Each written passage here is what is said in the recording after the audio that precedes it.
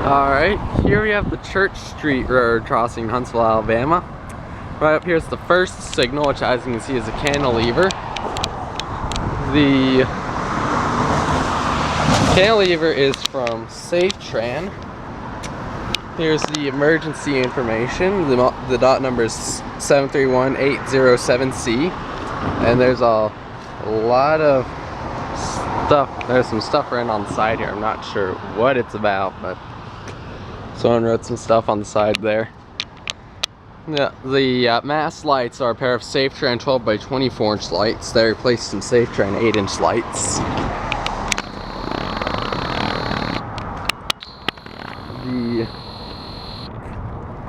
overhead lights are all older SafeTran 12 by 20 inch lights.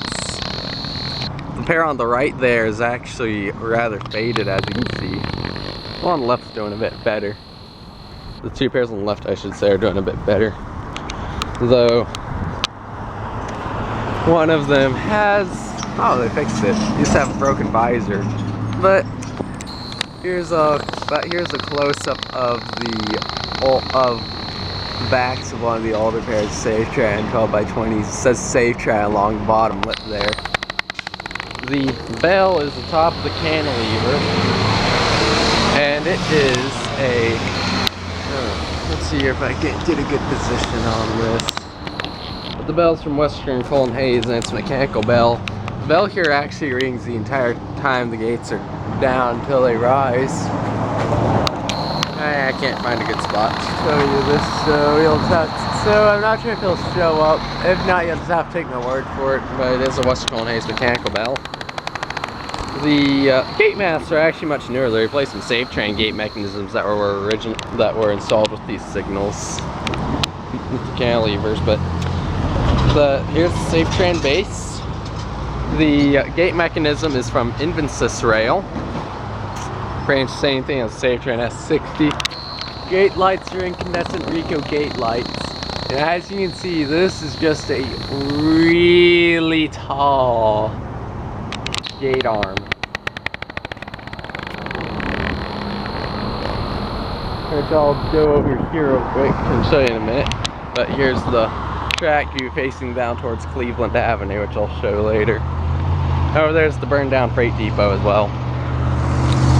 But yeah, that's how tall the gate arm is. It's taller. It seems to be almost as tall, if not tall, as the Huntsville depot, if not taller than the depot right over there.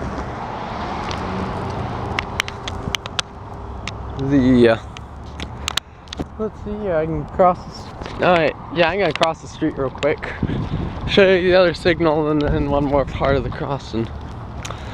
Here's the other cantilever signal. It's pretty much a lot like the first one. It's another SafeTran cantilever. I wish this camera would stop losing focus. It has a really bad habit of doing that. Here's the emergency information again.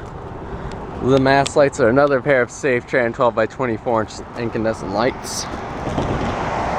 The overhead lights are another pair of old SafeTran 12 by, or another set of old SafeTran 12 by 20 inch lights. Doesn't have a bell because the bell's on the other signal. This one has the gate mechanism stored by a SafeTran base. Another Invensys rail gate mechanism. And this gate arm, it's actually an old non-reflective one with the diagonal stripes. Older one anyways, but it's not reflective, interestingly enough. At least not very reflective, that is. And it's got more Rico incandescent gate lights. Here is track view facing down towards Holmes Avenue. Just over there. Another crossing that recently started having the bell ringing the entire time the gates are down. I don't know why Holmes Avenue started doing that unless they set it up that way. But this crossing, the only reason it started doing it was because the gate on that signal over there by the depot, it got whacked by a truck. Well, it got whacked by a car and knocked off, and then a train ran over it. And the new one they put on there, the one you see there, I guess it's just not heavy enough for the counterweights, so they put on so it doesn't lower all the way and the bell never shuts off until the gates begin to rise. But this is a rather interesting part of the crossing over here, because it's a crossbuck crossing, and it's got the same dot number as the signalized one. Here's a look at this crossbuck. It says 3 tracks on it, which is lying. There actually used to be a total of 4 tracks going through this crossing, but 2 of them have been ripped out. One of them real quickly I could show you by going over here is, you can see right over here is actually a bit of one of the old abandoned tracks just peeking out of the gravel here. But it says 3 tracks on it, interestingly enough. There used to be a 2nd track over there, but that was torn out more recently. It used to still have the 2 track signs on the cantilevers, and NS removed them. But right here, that's a look into the yard along the tracks. Come on, focus. There we go. And there's a look towards where the yard track connects with the main line. Right there's the relay case for the crossing signals. And finally over here is the other crossbuck, which just has a track sign mounted underneath it, where there would have been a 2 posted above it, but they just only removed the 2 and left behind the tracks. And interestingly enough here, there's an old warning sticker saying, warning, underground cable before digging in its vicinity, called the Southern Railway Company, which used to own this line. Before that was the Memphis and Charleston, which the Southern bought out.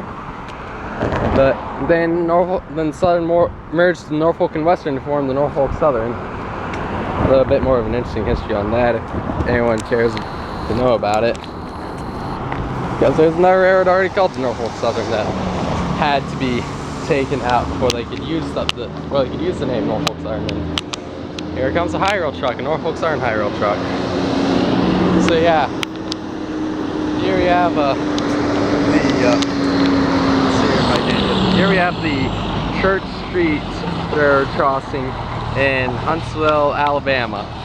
Over and out.